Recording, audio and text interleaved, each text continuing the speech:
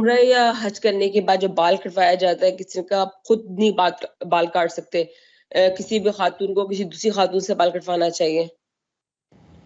خود بھی کاٹ سکتے ہیں، کوئی ایسی اس میں لازم چیز نہیں ہے. اصل مقصد تو یہ ہے کہ یا آپ قصر کریں گے یا حلق کریں گے. افضل تو یقینی طور پہ آدمی کا سر منڈوانا ہی ہے. عورتوں کے اندر یہ جاری نہیں کیا گیا، وہ ایک علامت کے طور پہ چند بال اپنے کاٹ لیں. لیکن مردوں کے اندر ایک جس کو آپ کہتے ہیں مبارک افضل چیز یہی ہے، تاہم ان کو بھی اجازت ہے وہ آپ خود کرنا چاہیں. یہ شریعت کا موضوع نہیں ہے کہ وہ آپ خود کریں یا آپ وہ کسی اور سے کروائیں. مقصود یہ ہے کہ اگر قربانی کی ہے تو اب ایک علامت ہے قربانی کے بعد کی کہ آپ اپنا سر منڈوا کر معاشرے میں جاتے ہیں. وہ آپ خود کر سکتے ہیں، خود کر لیں، کسی سے کروانا ہے کسی سے کروا لیں، کوئی لازم چیز نہیں ہے. اچھا، کہتے ہیں کہ مینا میں کتنی رات رکنا چاہیے، کتنے مینا رات اور دن ہونے چاہیے مینا میں؟ جی کتنی رات اور دن ہونے چاہیے؟